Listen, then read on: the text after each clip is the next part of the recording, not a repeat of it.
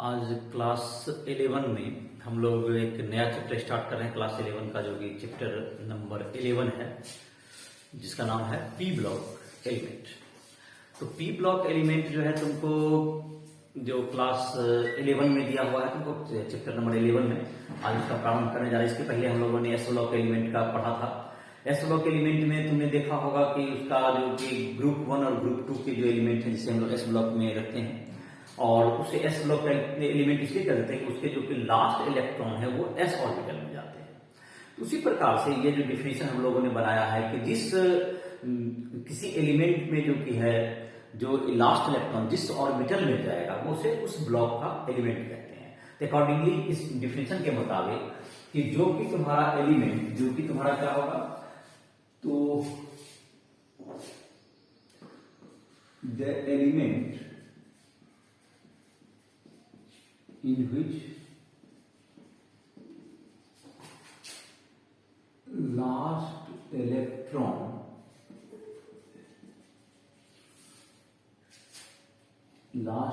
enters into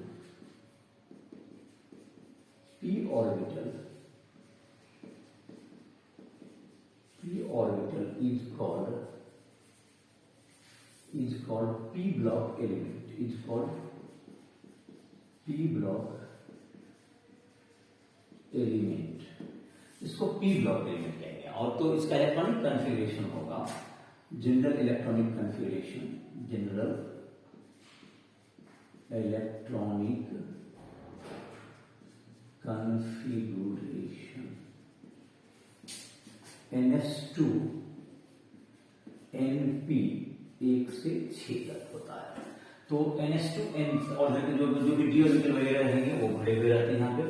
तो last पर electron तो 1 से 6 तक इसका जो ग्रुप नंबर हो जाएगा, इसका ग्रुप नंबर होता है, ग्रुप नंबर पी ब्लॉक के लिए होता है 12 plus number of electron in last orbital, number of electron in last orbital. तो इसका जाहिर है कि इस आधार पर अगर ग्रुप नंबर कहां से 12 प्लस 1 करेंगे तो 13 होगा, और 12 प्लस 6 करेंगे तो 18 होगा। तो लास्ट मतलब इसका मतलब इसका जो group number of P block element कहां से आता है, group number for P block equals to क्या, 12 plus 1 that is 13 to 18, 13 to 18 number group में। ये 6 ग्रुप हैं इसके, और ग्रुप मतलब 13 से स्टार्ट होगा और 18 तक जाएगा। तो ये तो बात हमारा, और ये ग्रुप नंबर की बात हो गई। तो ग्रुप 13 जो है उसका जो एलिमेंट है, सबसे ऊपर का एलिमेंट है दैट इज बोरोन है। ग्रुप 14 का जो तुम्हारा है उसको बोरोन फैमिली आप कह सकते हैं ग्रुप 13 को। ग्रुप 14 में तुम्हारा क्या जाएगा, कार्बन है उसका फर्स्ट एलिमेंट। ग्रुप 15 में nitrogen family, then oxygen, fluorine और फिर हीलियम। हीलियम जो है ये ग्रुप, इसमें तुमको ग्रुप 13 टू 18 जो है तुम्हारा ये पी ब्लॉक होगा एक्सेप्ट हीलियम। यहां पर कह सकते हैं हीलियम जो तुमको हीलियम एस ब्लॉक एलिमेंट में आता है, एक्सेप्ट हीलियम H ग्रुप। ये हीलियम फैमिली लास्ट में आएगा, ये जो पी ब्लॉक में नहीं आते हैं, ये पी ब्लॉक में आते हैं, लास्ट इलेक्ट्रॉन इसका 1s2 होगा। ये एक एक्सेप्शन हो गया तुम्हारा पी ब्लॉक का। और बाकी जितने भी एलिमेंट है ग्रुप 13 टू 18 सारे पी ब्लॉक एलिमेंट। तो ये तुम्हारा हो गया पी ब्लॉक एलिमेंट का कुछ कौन सा ग्रुप है, ग्रुप 13 टू 18।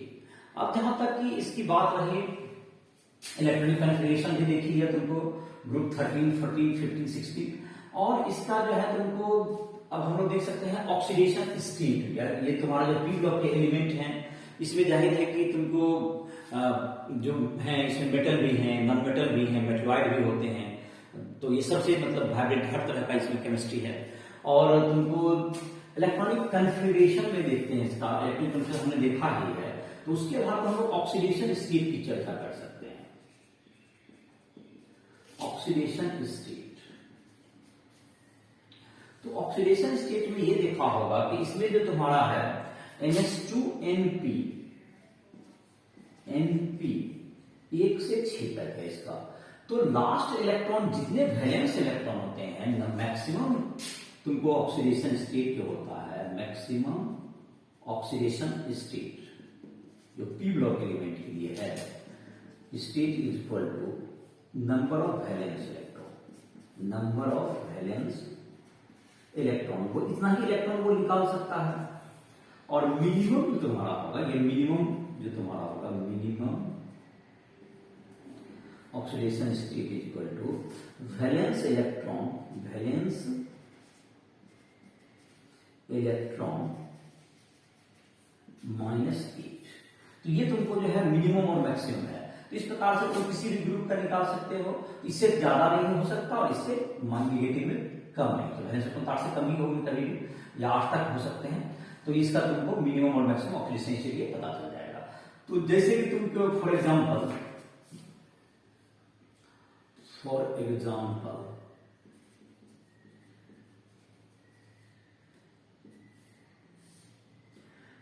ग्रुप 15 एलिमेंट है, ग्रुप 15 नाइट्रोजन फैमिली। तो याद होगा इसका नाम उनका याद क्या होगा पीरियोडिक टेबल का में, तो nitrogen, phosphorus, arsenic, antimony bismuth. इसका नाइट्रोजन फैमिली के लिए मैक्सिमम ऑक्सीडेशन कितना हो जाएगा? इलेक्ट्रॉनिक कन्फिगरेशन का हो गया, इलेक्ट्रॉनिक कन्फिगरेशन ग्रुप 15 का electronic configuration equal to NH2 NP3। तो इसका जो मैक्सिमम ऑक्सीडेशन कितना हो गया? मैक्सिमम ऑक्सीडेशन स्टेट बराबर +2 + 3 + 5। Minimum oxidation state, minimum oxidation state बराबर 5 - 8 बराबर -3।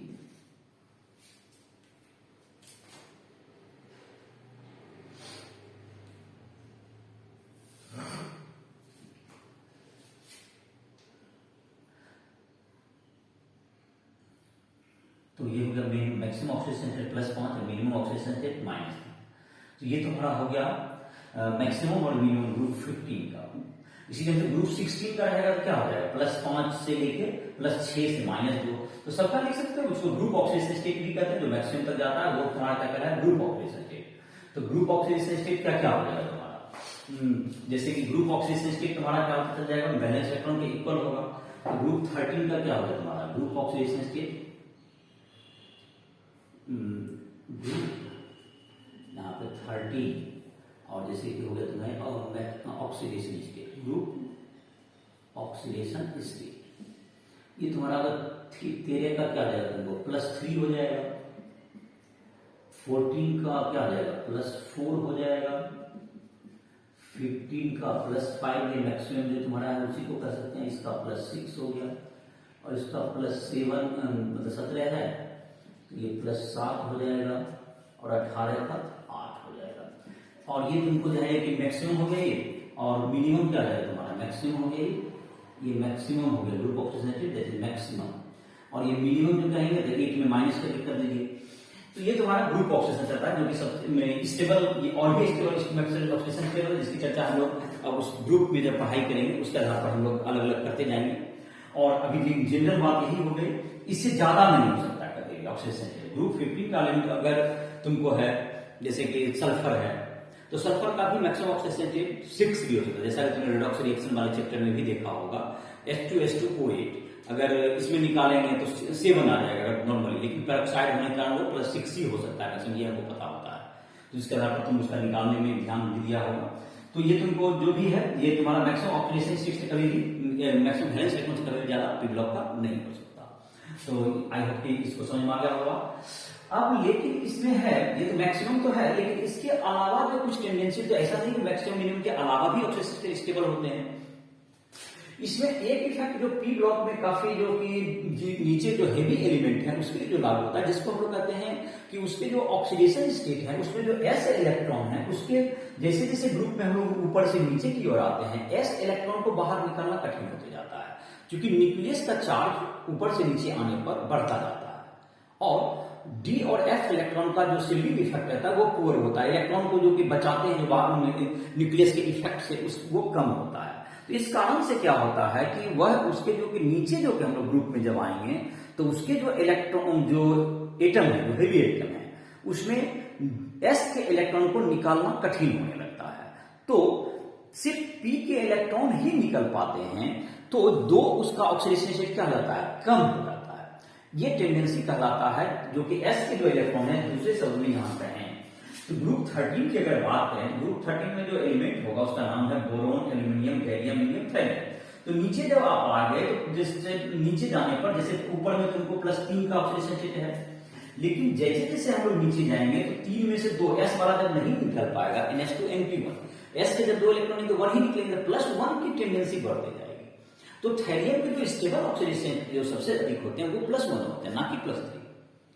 इसी प्रकार से जब ऊपर में कार्बन फैमिली में जाएंगे तो तुमको carbon, silicon, germanium, tin, lead का जो ऑक्सीडेशन जाता है वो प्लम्बस, प्लम्बिक 2 जब पढ़ते ही होगे, तो +2 उसका ज्यादा स्टेबल होने का +4 हो जाएगा। तो ये जो तुम्हारा टेंडेंसी होती है उसी ब्लैक नाइट्रोजन फैमिली में वही बात होगा, +5 और +3 2 से कम हो जाना है। ऑक्सीजन फैमिली में +6, +4। तो जैसे जैसे हम लोग ऊपर से नीचे जाएंगे तो उसका जो है ऑक्सीजन स्टेट का जो टेंडेंसी है वो 2 घट के आएगा। और ये जो इफेक्ट है इनर्ट पेयर इफेक्ट है, एस के जो 2 इलेक्ट्रॉन है वो इनर्ट की तरह व्यवहार करेंगे, इसलिए इसको इनर्ट पेयर इफेक्ट कहते हैं। और इनर्ट पेयर इफेक्ट होता क्यों है, क्योंकि जैसे जैसे हम नीचे आते हैं न्यूक्लियस का चार्ज आपका बढ़ता है, न्यूक्लियर इफेक्ट और शील्डिंग इफेक्ट डी और एफ का इलेक्ट्रॉन जो होते हैं उसके काफी पुअर, तो इफेक्टिव न्यूक्लियर अट्रैक्शन बढ़ जाता है उसको, और इसलिए एस के इलेक्ट्रॉन को निकालना कठिन होने लगता है और उसकी टेंडेंसी एस के बाहर निकलने की कम हो जाती है, जाहिर ऑक्सीडेशन भी उस तरह से कम हो जाएगा। तो इस बात को हम लोग लिख सकते हैं इनर्ट पेयर इफेक्ट कहते हैं, हम लिख सकते हैं inert pair effect, inert pair effect. ये पी ब्लॉक के सभी ग्रुप में दिखता है इसका sir.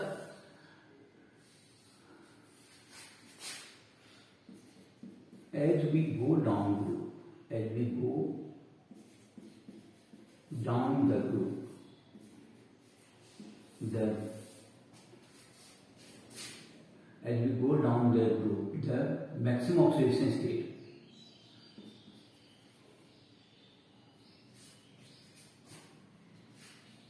the oxidation state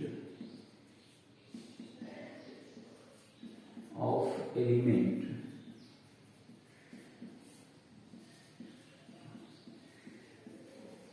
decreases by 2, decreases by 2, oxidation state decrease by 2 होगा, डिक्रीज 2 से करेगा। तो इसका मतलब ये हो गया मैक्सिमम डिक्रीजेज बाय 2, तो इसका मतलब हो गया कि जो प्लस बेसिस से ड्यू टू, यानी कि carbonylation due to increase nuclear charge,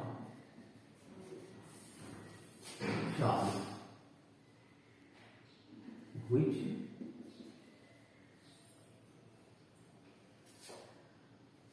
increase the nuclear attraction, which increase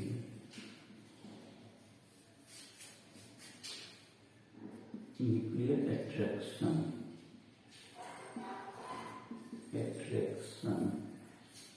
due to poor shielding effect of, due to poor shielding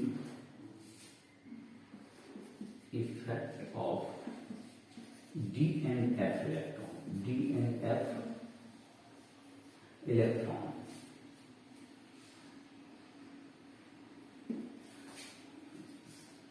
D and F electron.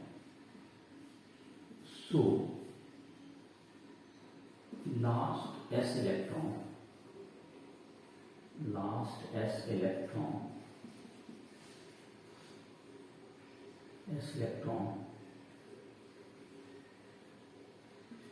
does not come out of the seal.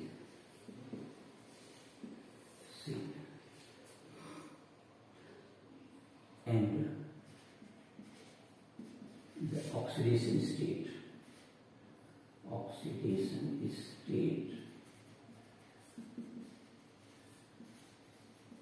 decreases by 2, oxidation 2 से क्या हो जाएगा, कम हो जाएगा। तो ये जो तुम्हारा है ये ऑक्सीजन स्टेट 2 से घट जाएगा। तो ये तुम्हारा जो है, जैसे कि तुमको एक एग्जांपल के लिए मैंने जैसे कहा कि तुमको अगर नाइट्रोजन फैमिली का ही बात करें या तुमको कार्बन बोरोन फैमिली का, तो बोरोन फैमिली में जो कि हम लोग का है तो बोरोन एल्यूमिनियम, तो बोरोन फैमिली में जैसे जैसे हम लोग ऊपर से नीचे आएंगे, boron aluminium gallium indium thallium, ये जो तुम्हारा ग्रुप 13 है, ये ग्रुप 13 है। तो इसमें जो है यहाँ पर इसका ऑक्सीडेशन स्टेट इधर की तरफ +2 होगा, +3 की टेंडेंसी होगी, जो नीचे जाने पर धीरे धीरे +1 हो जाएगा। नीचे जाने पर इन group 13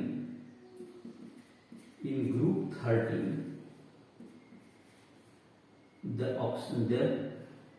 tendency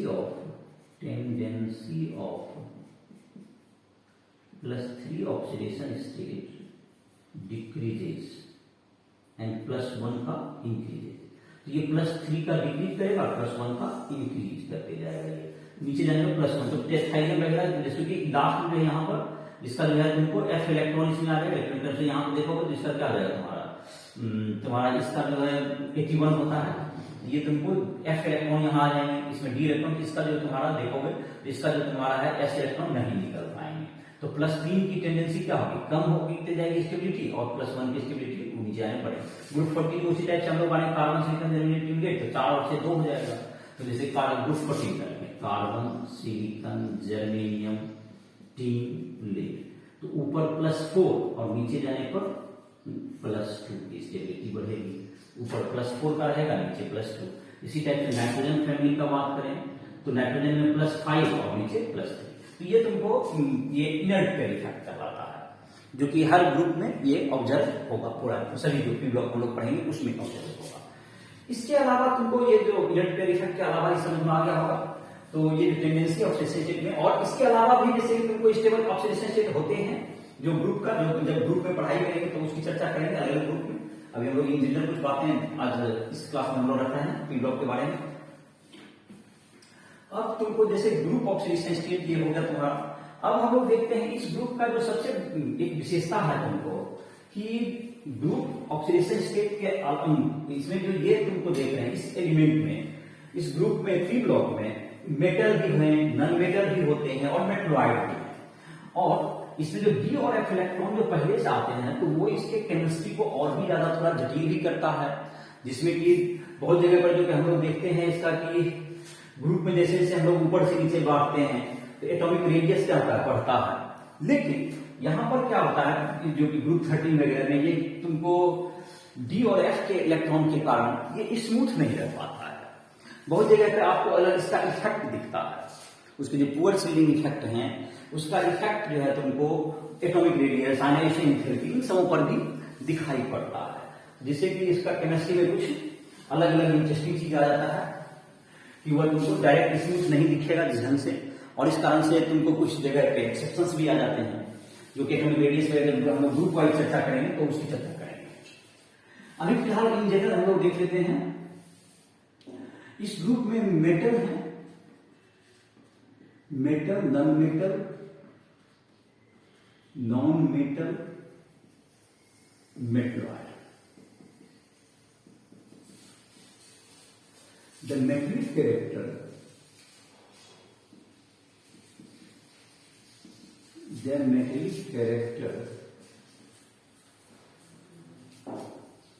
increases down the group। तो जो ग्रुप की जो स्टार्टिंग एलिमेंट है वो नॉन मेटल होते हैं, फिर बीच में मेटलॉइड आते हैं, उसके नीचे मेटल आ जाते हैं। तो ग्रुप पी ब्लॉक में ये तीनों तरह के एलिमेंट होते हैं। मतलब कि तुमको ऊपर से नीचे आने पर मेटल कैरेक्टर बढ़ता है पीरियड ग्रुप में, तो जाहिर है कि ऊपर के जो एलिमेंट है वो नॉन मेटल होते हैं, फिर क्या आ जाते हैं, फिर मेटलॉइड उठाते हैं, फिर हर ग्रुप में तुमको क्या आता है, फिर मेटल भी आ जाएंगे। इस तरह से क्या हो गया, ये तुमको हर ग्रुप का उसका ये खासियत है। तो जैसे कि हम लोग ग्रुप 13 की बात करें, अगर ग्रुप 13 का हम लोग ले लें, ग्रुप 13 में देखते हैं ये तुमको बोरोन है, तुमको boron, aluminium, gallium, indium, thallium.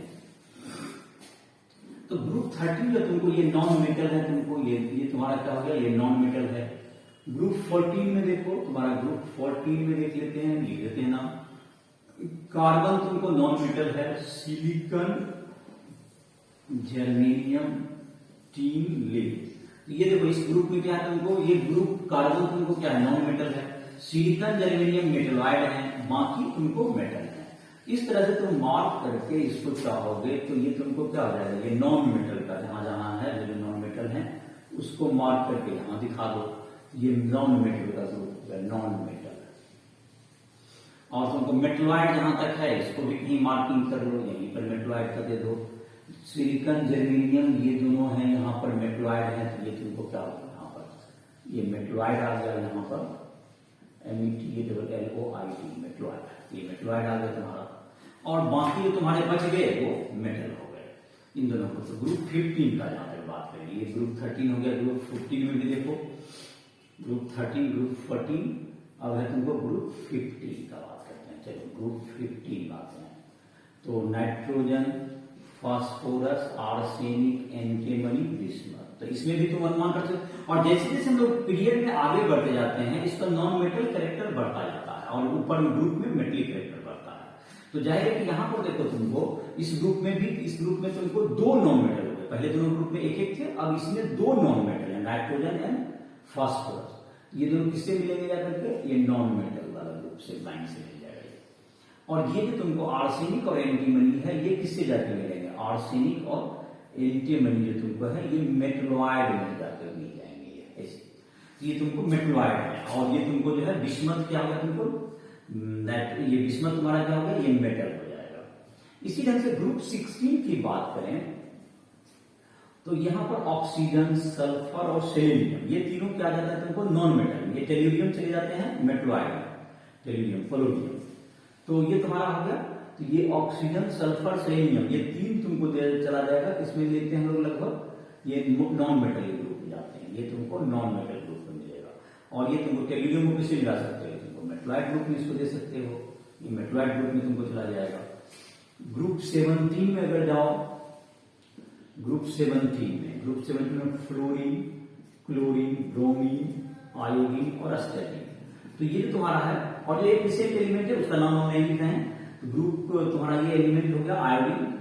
तो ये तुम्हारा क्या होगा, ये है कि तुम्हारा नॉन मेटल कैरेक्टर बढ़ा होगा तो ये नॉन मेटल में जाएगा ये, और ये तुमको मिल जाएगा नॉन मेटल के ग्रुप से। और ये जो तुम्हारा अस्टेटिन है तुम्हारा किससे जाएगा, ये मेटलॉइड में जाएगा, ये तुमको मेटलॉइड में चला जाएगा, मेटलॉइड में।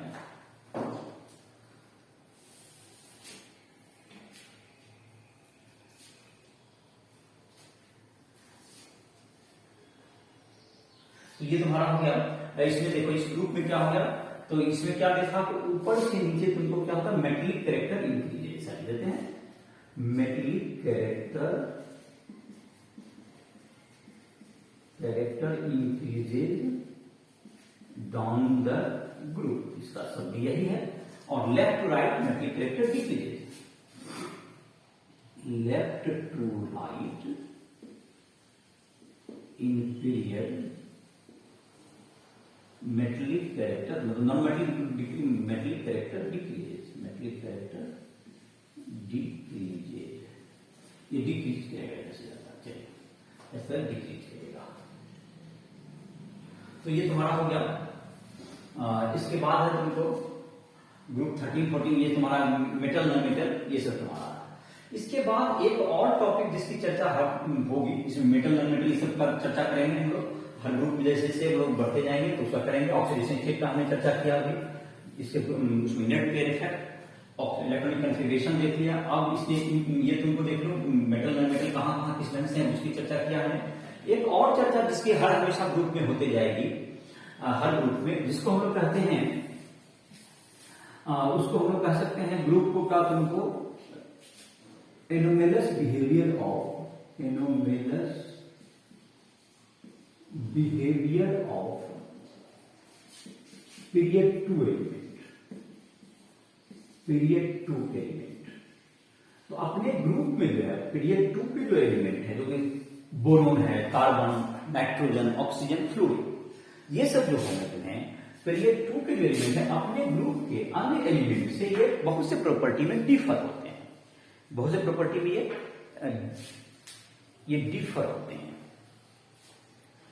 तो ये 2 के जो एलिमेंट हैं बहुत से प्रॉपर्टी में ये क्या हो जाएंगे, ये डिफर होंगे।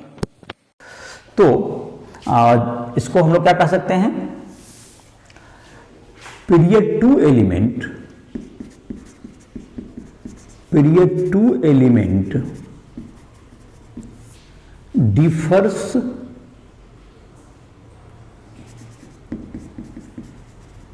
differs in properties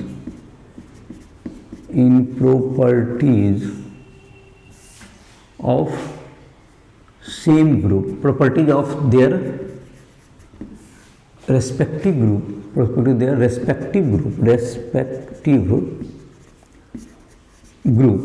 properties of their respective group.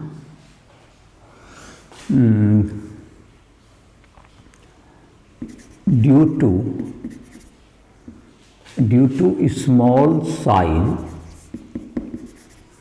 and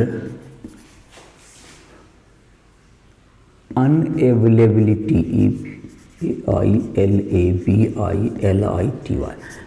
d orbital, unavailability of d orbital.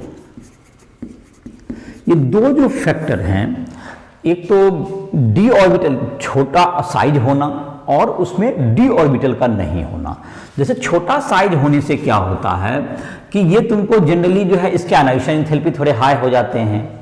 Smaller size से आयनाइजेशन एंथैल्पी स्लाइटली हाइयर हो जाता है, इलेक्ट्रॉन को निकालना कठिन होने लगता है इसमें। दूसरा इसमें आता है कि तुमको स्मॉल साइज होने के कारण ये जो तुमको है साइड वाइड ओवरलैपिंग करके पाई बॉन्ड बना सकता है, जो कि अन्य इसके जो ग्रुप के एलिमेंट हैं वो नहीं कर पाते हैं। इसलिए यह मल्टीपल बॉन्ड बना सकता है, पी पाई बॉन्ड ये बना सकता है। तो इसके कारण देखो स्मॉल साइज का क्या क्या इफेक्ट पड़ेगा ये मैं लिख देता हूं। स्मॉल साइज से क्या होता है, हाई आयनाइजेशन एंथैल्पी हो जाता है, हाई आयोनाइजेशन एंथैल्पी इसकी हाई हो जाती है। दूसरा इसका इंपैक्ट होता है तुमको जाकर के किस पर, दूसरा मैंने अभी कहा कि तुमको ये मतलब कि दूसरे से डिफर करेगा, स्मॉल साइज होने से पाई बॉन्ड बना सकता है ये। It can form pi bond जो साइड वाइज ओवरलैपिंग से बनाता है। पाई बॉन्ड का मतलब हो गया जिसमें डबल या सिंगल ट्रिपल बॉन्ड में रहता है। एक डबल बॉन्ड में 1 सिग्मा 1 पाई, ट्रिपल बॉन्ड में 1 सिग्मा 2 पाई। तो ये इस तरह के मल्टीपल बॉन्ड बना सकते हैं ये, क्योंकि साइड वाइज ओवरलैपिंग के लिए जो छोटे साइज के जो होंगे ऑर्बिटल, जो कि छोटे साइज जब नजदीक आएगा तभी वो साइड वाइज ओवरलैपिंग हो पाएगा, और अदरवाइज साइड वाइज ओवरलैपिंग बड़े आइटम में नहीं हो पाता है। तो ये मल्टीपल बॉन्ड बना सकता है, दैट इज मल्टीपल बॉन्ड बना सकता है का मतलब जैसे कि पी पाई बॉन्ड, ये जो तुम्हारा है कैसा बॉन्ड बनाता है ये तुमको डबल बॉन्ड में ये पी पाई और पी पाई बॉन्ड ये बना सकता है। और ये बाकी जो होता है तुमको पी ये नहीं बना सकता। अदर एलिमेंट डजंट, अदर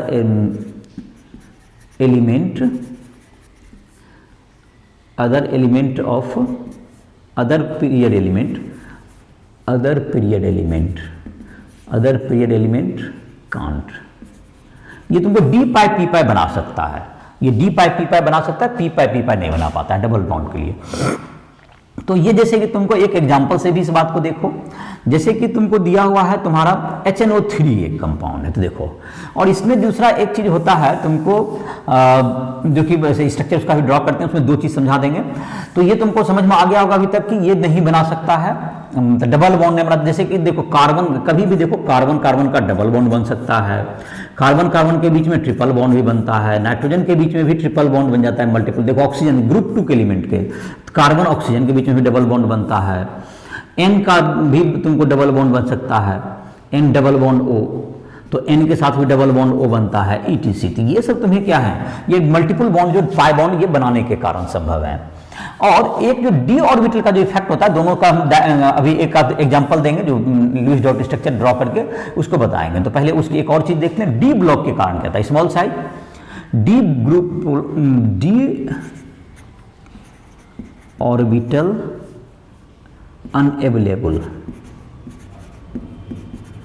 इसका क्या इम्पैक्ट पड़ेगा? डी ऑर्बिटल अगर आपका अनअवेलेबल है तो इसका मतलब है कि ये तुमको कभी भी अपने ऑर्बिट में it can not period to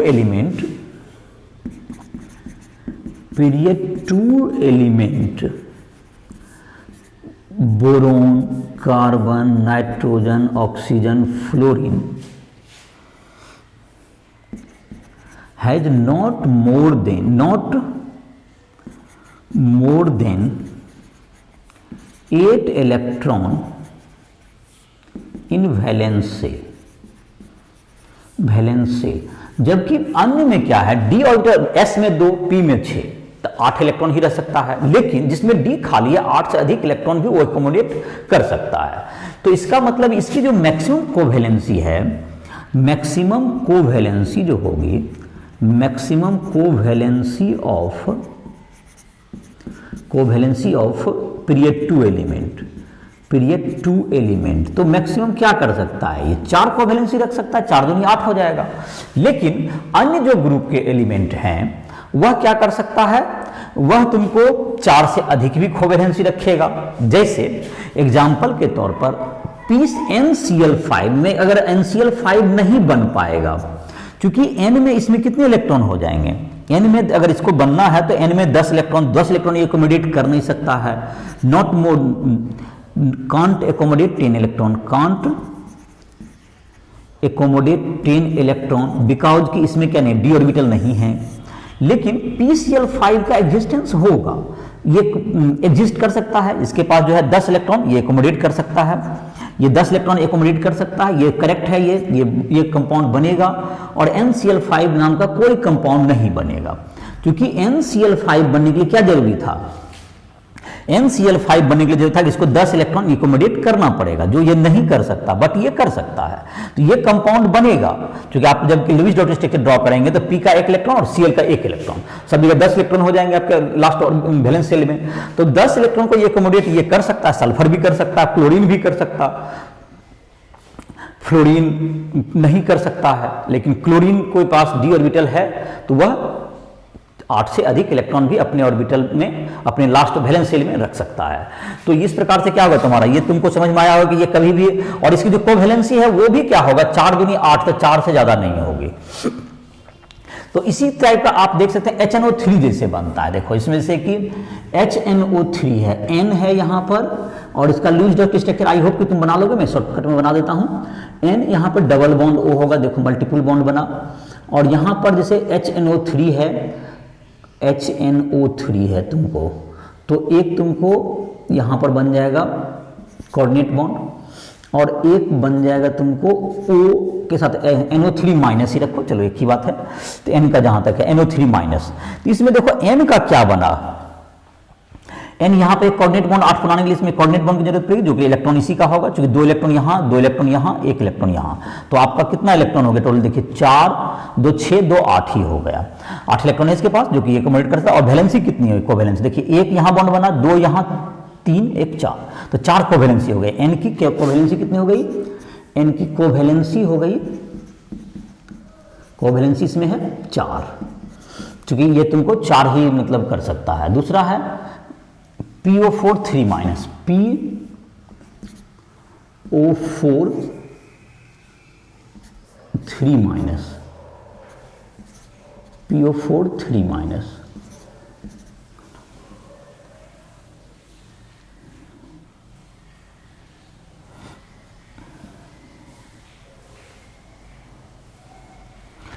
PO4 3 minus,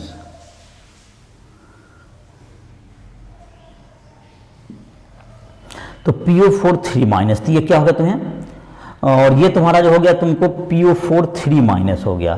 तो यहाँ पर ये जो तुम्हारा बना हुआ है, देखो यहाँ पे इसकी कोवैलेंसी जोड़ोगे, ये देखो 5 बॉन्ड बना हुआ है इसका, 3 सिंगल बॉन्ड, 1 डबल बॉन्ड, तो कितना वैलेंसी हो, कोवैलेंसी फास्फोरस कितनी हो गई, फास्फोरस की कोवैलेंसी इसमें दिख रही है कितनी है, 5 हो रही है, 3, 1 डबल बॉन्ड है और 1, 2 और 3 गो तुम्हारा क्या है यहाँ पर सिंगल बॉन्ड है। तो कोवैलेंसी ऑफ फास्फोरस यहाँ पे कितना दिख रहा है, कोवैलेंसी और P इज इक्वल टू 5 है। इसमें 5 बॉन्ड बना हुआ है और वहाँ पर जो डबल बॉन्ड बना हुआ है, ये जो मल्टीपल बॉन्ड बने हुए हैं, इसका डबल बॉन्ड में क्या है, डबल बॉन्ड D2 किसका है, D पाई P पाई बॉन्ड है, D पाई है इसका फास्फोरस का। चूंकि 5 बॉन्ड जब बना तो 5 बॉन्ड बनेगा तो 4 S और P यूज होंगे, तो दूसरा जो एक डबल बॉन्ड बना है वो D इलेक्ट्रॉन से बना होगा इसका ये D पाई P पाई बॉन्ड है। चूंकि फास्फोरस का जो तुम्हारा है, जहाँ तक कि चार बॉन्ड बनने के बाद जो अगला बॉन्ड बनेगा वो निश्चित रूपेण क्या होगा, वो तुमको जाहिर है कि S और P में इलेक्ट्रॉन बचेंगे ही नहीं, तो वो जो इलेक्ट्रॉन आया होगा वो कहाँ से आएगा, वो D पाई P पाई बॉन्ड कहलाएगा ये। तो ये D पाई P पाई बॉन्ड, इसका N का तुम्हारा जो है P का D इलेक्ट्रॉन होगा और ऑक्सीजन का पाई होगा, तो D पाई P पाई बॉन्ड कहलाता है ये। तो ये तुम्हारा हो गया, इसका जो है तुमको कुछ चर्चा हो गया कि ये क्यों डिफर करते हैं ग्रुप, और जहाँ जहाँ उसके प्रॉपर्टी में हम लोग जैसे जैसे ग्रुप पढ़ेंगे रेस्पेक्टिव, तेरे 13 और 14 ग्रुप तुमको क्लास 11 में पढ़ना है, 15, 16, 17, 18 ये ग्रुप 12 में पढ़ाई करनी है। तो ये तुम्हारा जो सिलेबस का जो तुमको क्लासिफिकेशन है पी ब्लॉक की पढ़ाई का, तो पी ब्लॉक हम लोग दोनों ईयर में पढ़ते हैं, तो अभी बढ़िया से 11 में समझ लोगे तो 12 में तुमको काफ़ी आसानी भी होगी इसको पढ़ने में, क्योंकि इसके जो प्रॉपर्टी जो मैंने अभी हेडिंग बताया, उसके बाद तुम्हारा जैसे पढ़ोगे किसी भी ग्रुप को तो उसके फिजिकल प्रॉपर्टी, उसके केमिकल पढ़ो, उसके कुछ कंपाउंड्स और उसके कुछ बनाने के विधि, उसको how to prepare, what is its properties, uses, तो इन सबों के बारे में हम लोग किसी भी हर चैप्टर में, हर ग्रुप में पढ़ाई करेंगे। तो ग्रुप 15 ग्रुप जो तुम्हारा जो है पी ब्लॉक का जो तुम्हारा है, तो पी ब्लॉक एलिमेंट का तुम्हारा जो है ये इंट्रोडक्शन तुम्हारा, तो आज का जो क्लास था जिसमें कि जनरल हमने बताया, हम लोग जो कि है नेक्स्ट क्लास में ग्रुप 13 का चर्चा करेंगे जो कि बोरोन फैमिली है, और जिसमें कि तुमको बोरोन का जो तुम्हारा है सारा उसका प्रॉपर्टी है, बोरोन फैमिली का उसका फिजिकल केमिकल, उसका कैसे तुमको देखोगे कि ये तुमको एनोमलस बिहेवियर ऑफ बोरोन देखेंगे उसमें। उसके बाद तुम्हारा बोरोन के कुछ कंपाउंड्स भी दिए हुए हैं, उसके यूजेज हैं, तो इन सबों पर हम लोग चर्चा करेंगे।